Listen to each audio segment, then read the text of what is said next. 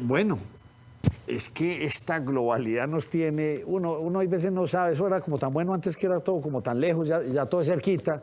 Esta globalización es una cosa de locos. ¿Será que le llegó el momento a la humanidad de volverse a encerrar, volverse a tener proteccionismo en sus países? Pero Sí. si me permite una pregunta previa. ¿Globalización y globalismo es lo mismo? No, son dos conceptos diferentes. Ah, bueno. Entonces aclárenos, por Diferencia favor. el uno del otro. Bueno, globalización es un proceso espontáneo, sobre todo conducido por los flujos económicos que ya tienen pocas restricciones dadas las nuevas tecnologías, pero también el flujo de personas, el flujo cultural, en el momento en que las personas se desplazan, pero hay también nuevas mezclas culturales en los diferentes países que reciben grandes migraciones. Esa es la globalización, es un fenómeno que se da, como digo, en cierta medida espontáneamente, ¿sí? A pesar de que obviamente hay ciertos mecanismos que la promueven, como los tratados de libre comercio o la propia tecnología, ¿no es cierto?, aceptada en muchos países, que puede intervenir de manera casi no soberana, ¿no es cierto?, puede llegar a los países, y hoy en día tenemos organizaciones supranacionales muy importantes, que lo que llaman los multinational corporations, que no son las corporaciones multinacionales del pasado, son nuevas, son grandes, ¿no es cierto? Amazon, Google, que toman decisiones por nosotros que no dependen necesariamente de los países, de los gobiernos de los países en que vivimos. Ahora, el globalismo, a diferencia de la globalización, es un movimiento político, es una ideología de administración del mundo. ¿Cómo se administra el mundo desde hace más o menos 300 años? Con base en el Estado-Nación, que son los países, ¿cierto? Los diferentes países con sus banderas, con sus culturas, con su geografía, con su gobierno y con sus fuerzas militares que cuidan de sus fronteras. Estos países son, en principio, soberanos. Ahora, esta nueva concepción del mundo globalista ve al mundo como un todo, pretende tener fronteras abiertas entre los países, acabar con la institución del Estado-Nación, y tiene por detrás el concepto de que todos debemos usufruir de los recursos del planeta de manera igual. De esa manera, en un mundo sin fronteras, una persona del otro lado del mundo, de Pakistán o de Kenia o de Colombia o de Argentina, podría desplazarse en un mundo sin fronteras a cualquier otra parte del planeta para poder buscar su sustento. Este globalismo entonces pretende necesariamente, con un mundo sin fronteras, otro tipo de gobernanza. No se puede manejar un mundo sin fronteras con base en los gobiernos nacionales, que es lo que tenemos hasta ahora. Por ende, se habla del gobierno global. Esto es una realidad que viene siendo discutida mucho más en otros países, en los países que tienen más en juego, que son los países desarrollados por definición, y que llega a nosotros de manera muy tardía esta discusión, ya que la mayoría de países emergentes o países menos pudientes, pues tienen una prensa más limitada. Además hay un fenómeno mediático por detrás muy, muy grande que mantiene a muchos de estos países por fuera del radar informativo en cuanto a los grandes fenómenos geopolíticos globales. Y se habla entonces de un nuevo orden mundial. Cuando uno menciona ese término, la gente dice, no, esto debe ser alguna cosa tirada de los cabellos. Pues no, porque es que el nuevo orden mundial siempre ha cambiado y cambia permanentemente, ¿no es cierto? Si nosotros vemos en los últimos 150 años, el orden mundial ha cambiado 4 veces. El orden mundial cambia en la Primera Guerra Mundial, ¿no es cierto? Se reparten los poderes mundiales otra vez. En la Segunda Guerra Mundial se acaba la Guerra Fría, se vuelve a modificar el orden mundial. Yo lo llamo placas tectónicas, quiere decir que más o menos cada 30, 40 años hay un temblor, ¿sí?, que cambia el orden mundial y se restablece una cierta estabilidad que dura 3, 4 décadas. El último cambio se dio en 1990, 1989, el muro de Berlín cae en el 89 y se disuelve la Unión Soviética el año siguiente, y eso hace 30 años, estamos en el 2020. Entonces, que haya un cambio en el orden mundial no es una cosa tirada de los cabellos. Es una cosa que acontece. El orden mundial, inclusive si vemos antes de eso, pues cambió siempre, ¿no es cierto? Entre imperios, etc. Eso es una cosa que pasa porque el orden mundial de las naciones es muy volátil, ¿no es cierto? Y además hay esa búsqueda de poder y de instaurar nuevas alianzas que puedan dominar recursos naturales, personas y otros. La diferencia de este nuevo orden mundial, qué pena el monólogo para terminar esto, la diferencia de este nuevo orden mundial del cual se habla ahora es que entra un factor que es el factor tecnológico y entra la globalización, la que hablamos al principio. Ese fenómeno espontáneo que se ha dado sobre todo por los grandes cambios tecnológicos, por la movilidad de la gente y por el crecimiento poblacional. Entonces, la diferencia es que este orden mundial no se da con base en las naciones. Todos los anteriores fueron con base en las naciones, ¿no? En la Segunda Guerra Mundial perdió Alemania, Italia y Japón, entonces otros pasaron, pero eran siempre naciones. Hoy en día estamos enfrente de una idea que se llama entonces el globalismo, y ese globalismo, para poder instaurar un orden nuevo con base en la tecnología, en gran parte, y con base en este concepto de fronteras abiertas, pues está atentando en gran medida contra el Estado-Nación y contra Occidente, que es el que ha representado el Estado-Nación durante los últimos 200 años, básicamente. De ahí que lo que viene ahora en Estados Unidos en las elecciones sea muy importante, porque se está decidiendo efectivamente de estar de un lado o del otro de los países con fronteras, que tienen una población homogénea, que pueden tener sistemas de migración, pero obviamente mantienen una mayoría de población autóctona, o por lo menos de ciudadanos legales localmente, o esta ciudadanía global que obviamente tiene otros visos desde el punto de vista cultural y que en algunos casos puede ser no muy bienvenida, como vemos la inmigración a Europa de parte que viene de Oriente Medio, que ha creado toda una serie de problemas en Europa de seguridad interna, atentados, etc. El mundo se globalizó, ¿no es cierto? Hablando de globalización, en ese sentido ha habido una migración de elementos, y en América Latina es muy presente, de elementos de todos los países que hoy en día son una realidad, como la penetración de Irán en la región, de Hezbollah, de otros actores. El mundo se globalizó y el globalismo quiere de alguna manera establecer ese gobierno, tratar de recoger todo eso. El concepto es que los problemas globales deben ser abordados de manera global, como por ejemplo lo del cambio climático, lo del virus que estamos viviendo, lo de cualquier tipo de problema que trasciende fronteras. El concepto detrás del globalismo es que debe ser abordado de manera global.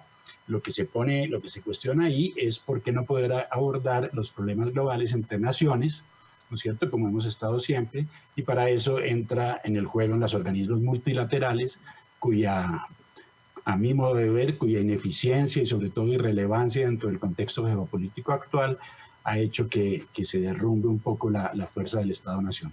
Doctor Bula, déjeme entender lo siguiente. Es obvio que la globalidad y el globalismo son dos términos diferentes. Ambos han tenido un camino allanado completamente por todo lo que son las redes sociales y las comunicaciones en el mundo. De hecho, esta pandemia, el COVID-19, es la primera que tiene redes sociales propias y por eso estamos metidos acá. Quiero entender otra cosa, y es este globalismo. Antes era manejado muy por estados, por ideologías, y esto en el fondo llevaba muchos enfrentamientos militares y a la fuerza. Le hago este contexto porque en dónde entra ya lo privado. Y acá hago referencia a algunos grupos de multimillonarios en el planeta Tierra, caso sea del señor que usted habla tanto, el señor Soros.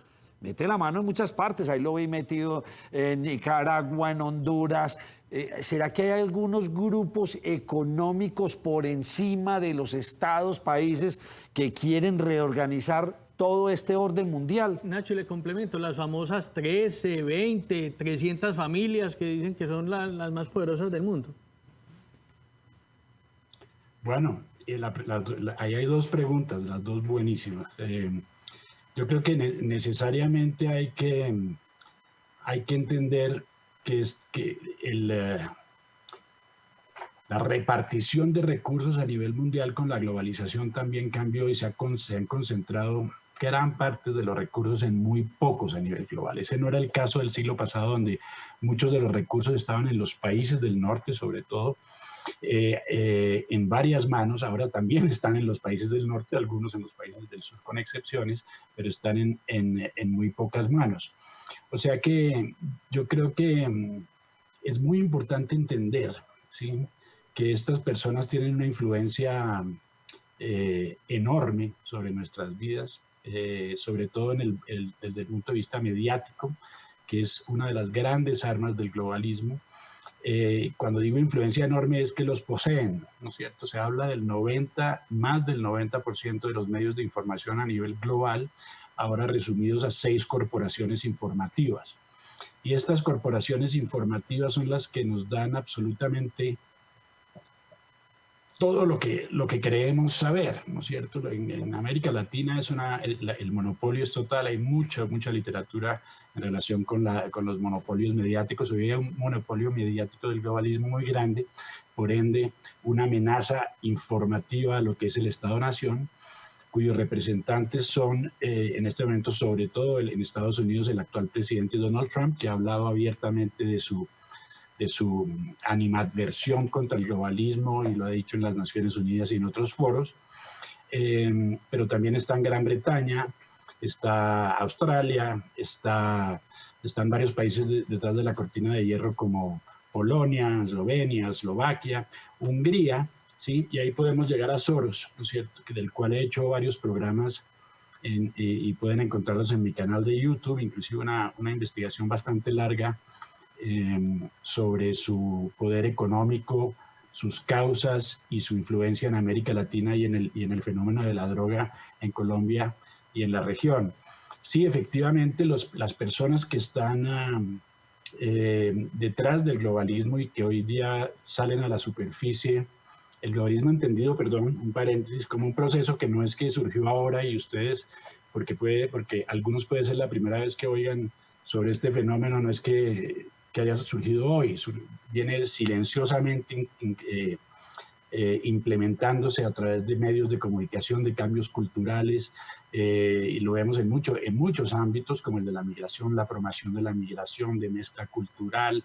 En los canales de televisión vemos cómo se promueven ciertas causas de minorías, que uno esté de acuerdo o no con estas causas. Lo que la gente tiene que entender, y lo que la gente de esas causas tiene que entender, es que es una instrumentación, que son instrumentos para romper obviamente el orden establecido, y muchos, la mayoría, por no decir todos, todas esas causas las defiende el señor Soros, como mencioné, pero muchos otros y digo que salen a la superficie porque son hoy en día los enemigos del actual presidente de Estados Unidos. ¿Por qué? No solamente porque se llama Donald Trump, sino porque como este proceso del globalismo, ¿no es cierto?, acompañado de la globalización tecnológica, viene desde hace más de 20 años, y venía bien. Barack Obama fue el primer presidente globalista que le abrió la puerta a Soros y a otras fortunas que mencionaremos ahora. Llegó Trump, que nadie se esperaba que fuera elegido, obviamente, y creó una especie de talanquera, una traba. O sea, de ahí que haya tanta oposición, no solo a él como persona, sino a él como siendo el presidente del país más poderoso del mundo, el gran representante del Estado-Nación. ¿Quiénes son los enemigos de Donald Trump en este momento en términos del mundo financiero?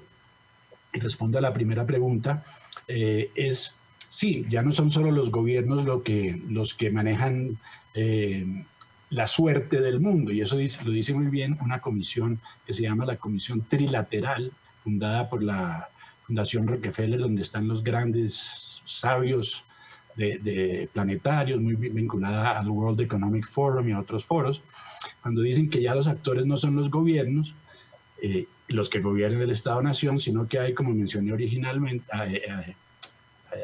anteriormente, corporaciones multinacionales que son supranacionales y grandes ONGs, ¿no es cierto?, enormes ONGs como las de George Soros, que tienen presupuestos más grandes inclusive que muchas agencias de las Naciones Unidas, que son las que por eso se necesita el nuevo orden.